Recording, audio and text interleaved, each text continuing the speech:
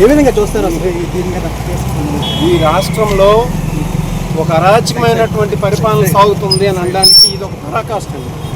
ఎందుకు అనంటే జగన్మోహన్ రెడ్డి గారి యాంత్రాలకు కానీ జగన్మోహన్ రెడ్డి గారు జరగబోయే ఏ రకమైనటువంటి కార్యక్రమానికైనా జనాలు లక్షలాదిగా తరలిస్తారు కాబట్టి దాన్ని అడ్డుకోవాలి. ఆ జగన్మోహన్ రెడ్డి గారు రేపు పొద్దున్న పాదయాత్ర చేయకూడదు. జగన్మోహన్ రెడ్డి గారు రాష్ట్రంలో ఎక్కడ తిరగకూడదు. తిరిగితే లక్షల మంది జనాలు వస్తున్నారు. అది రాకుండా ఉండాలని చెప్పేసి ఆ కార్యక్రమాలను అడ్డుకోవాలని చెప్పేసి అక్రమ కేసులు బనాయించి రాష్ట్రంలో ఎక్కడా లేనటువంటి విధంగా ఇప్పటి వరకు జరగనటువంటి విధంగా ఇప్పటివరకు చరిత్రలో జరగనటువంటి విధంగా అక్రమ కేసులు బనాయించి ఈరోజు మమ్మల్ని ఎన్నో ఇబ్బందులు పెడుతున్నారు.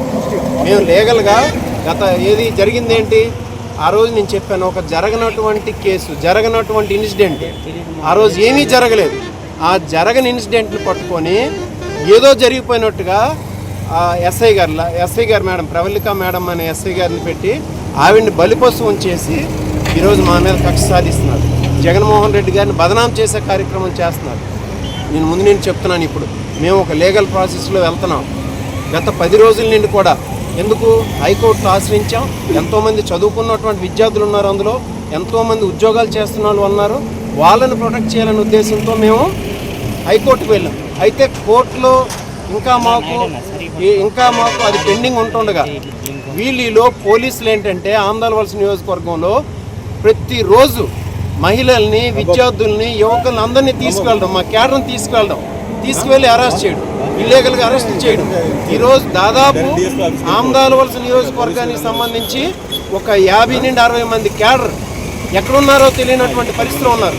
పోలీసులు తీసుకువెళ్ళారు, అబ్స్కాండింగ్లో ఉంచుతున్నారు, తీసుకువెళ్ళి ఎక్కడ వాళ్ళని పెడుతున్నారో తెలియదు. దాదాపు ఒక 50 నుండి 60 మంది క్యాడర్ ఈరోజు ఆమదాలవలస నియోజకవర్గానికి సంబంధించి వాళ్ళు ఎక్కడున్నారో తెలియనటువంటి పరిస్థితిలో ఉన్నారనమాట. ఈరోజు అది తప్పక ఇంకేం చేస్తాం, క్యాడర్ని అందరినీ ఇబ్బంది పెడుతుంటే పోలీసులు ఏంటంటే వాళ్ళు అరాచకం చేస్తున్నారు. అందుకని చెప్పేసి ఈరోజు పోలీసుల దగ్గరికి వెళ్ళి లొంగిపోదాం అని చెప్పేసి వచ్చాం. డిఎస్పీ గారి ఆఫీస్కి ఆల్రెడీ ఇన్ఫామ్ చేసాం, డిఎస్పీ గారికి చెప్పాం వస్తున్నామని చెప్పేసి. మా జిల్లా పార్టీ అధ్యక్షులు, నెక్స్ట్ మా అబ్జర్వరు, వాళ్ళందరూ ఎమ్మెల్సీ గారు అందరూ ఉన్నారు. వాళ్ళ డిఎస్పీ గారి సమక్షంలో వెళ్ళి పోలీసులు లొంగిపోదాం అని వస్తే మధ్యలో చిలకపాలెం దగ్గర ఇలా ఆపుతున్నారు.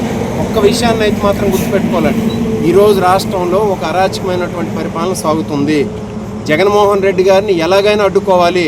ఆయనకున్నటువంటి ప్రజాభిమానం తగ్గించలేరు కాబట్టి ఎలా అయినా సరే ఆయన్ని ప్రజల్లో ఒక లేనిపోని ఇన్సిడెంట్లు పెట్టేసి, మన దేవరపల్లి ఏం జరిగిందండి, ఒక దేవుడు బొమ్మను తీసుకొచ్చి ఒక దేవుడు బొమ్మను వాళ్ళే కింద పడేసి ఆ ఇన్సిడెంట్ తీసుకొచ్చి చూపిస్తుంది.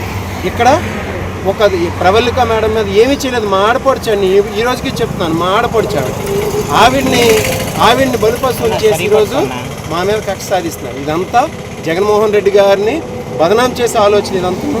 కానీ మేము చెప్తున్నాం, మేము ఎవరం కూడా వెనక్కి తగ్గిపోయిన వాళ్ళం కాదు. మేము జగన్మోహన్ రెడ్డి గారి శిష్యులు, జగన్మోహన్ రెడ్డి గారి కోసం ఏమైనా చేయడానికి రెడీగా ఉన్నవాళ్ళం. కాబట్టి మాకు ఇలాంటి కేసులు కానీ ఇవేం బెదిరించలేవు. పోలీసులు ఎంత దారుణంగా ఈ 10 రోజులు ప్రవర్తించారనేది వాళ్ళతో పెట్టిందే తప్పుడు కేసు. దాని మీద ప్రతిరోజు 15 మందిని 20 మందిని పిలవడం, పోలీస్ స్టేషన్లో అరెస్ట్ చేయడం, లేడీస్ని పిలవడం, మా కేడర్ తాలూకా ఎవరైనా ఉంటే వాళ్ళ తాలూకా ఇంటి దగ్గర ఉన్నటువంటి తల్లిదండ్రుల్ని, వాళ్ళ అమ్మానాన్నల్ని, లేకపోతే వాళ్ళ భార్యల్ని పిలిచి అరెస్ట్ చేయడం. ఇదా పోలీస్ సంస్కృతి ఇక్కడ ఉన్నది. ఇదంతా చేయిస్తుందంతా నారా లోకేష్ గారి ఆధ్వర్యంలో జరుగుతుంది. ఇదంతా ఇంకంత మించేం లేదు. ఇక్కడ ఉన్నటువంటి కోన రవికుమార్ ఉన్నారు, ఈయనదేం లేదు, ఇందులో ఏముంటుంది. ఈయన ఏంటంటే నారా లోకేష్ గారు చెప్పారు ఈరోజు దొరికింది అవకాశం అని 10 పేర్లు ఇస్తున్నాడు ఆయన. ఏది ఆంధ్రవలస నియోజకవర్గంలో ఉన్నటువంటి క్యాడర్ తాలూకు పేర్లు 10 ఇస్తున్నారు తప్పించి ఇంకోటి లేదు. ఆయన నేను ఎక్కడికి వెళ్ళలేదు. ఆంధ్రవలస నియోజకవర్గంలో నేను ఉన్నాను, ఇంకెక్కడికి వెళ్ళిపోలేదు. నేను ఇక్కడే ఉన్నాను. జస్ట్ ఒక లీగల్ ప్రాసెస్ ఫాలో అవుతున్నాను తప్పించి ఇంకోటి ఏం చేయలేదు. మేము ఒక లీగల్ ప్రాసెస్ చేయట్లేదు. గత వారం 10 రోజులు బట్టి ఇక్కడే ఉన్నాం. నేను యాక్చువల్గా డిఎస్పీ గారి దగ్గరికి వెళ్ళి అక్కడ సరెండర్ అవుదామని వస్తే ఇక్కడ ఇచ్చర్ల దగ్గర వీళ్ళు అడ్డేసి బలవంతంగా నువ్వు తీసుకెళ్తున్నావు. ఎక్కడ తీసుకెళ్తారని చూడండి, అది మీరే. ఇప్పుడు ఎందుకంటే డిఎస్పీ గారు క్లియర్గా చెప్పారు మేము వస్తున్నామని చెప్పేసి. క్యాడర్ని ఇబ్బంది పెడుతున్నారు, క్యాడర్ ఇబ్బంది పడకూడదని ఉద్దేశంతో